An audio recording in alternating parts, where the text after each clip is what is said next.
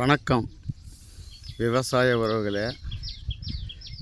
எங்கள் அம்மாலாம் இருக்கும்போது பார்த்திங்கன்னா நெல்லை அவிழ்த்தி தான் நம்மளாம் பிறக்கிறப்ப தான் அந்த அவியல் இது அரைக்கிற மில்லே வந்ததுங்க.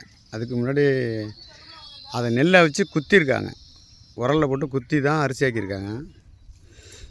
இப்போ என்னடான்னா, இப்போ எங்கள் அம்மாவோட நெல் அவிக்கிறதெல்லாம் முடிஞ்சிச்சு.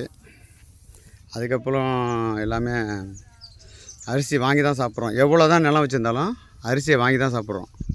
ஆனால் இப்போ பார்த்திங்கன்னா, இப்போ என்னோடய முயற்சியில் நெல் அவிக்கிறேன் இங்கே வயல்லே வச்சு. வீட்டில் யாரும் செய்ய முடியான்ட்டாங்க, அது என்ன பண்ணுறது, வயலில் வச்சு அவிக்கிறேன். இதோ போகிறாரு பாருங்கள் சார். சார் நான் திரும்பி போகிறேன். நீ தான் உனக்கு அவிக்க தெரியுமா? பார்ப்போம், அரிசி வருதான்னு பார்ப்போம். சரி பார்த்துங்க. இப்போ இந்த ராக்கெட் ஸ்டவ் நம்ம செஞ்சதில் சும்மா லேசாக 2 விரவை போட்டால் போகிறோம், அவ்வளோ இதாக எரியுதுங்க, எரியுது.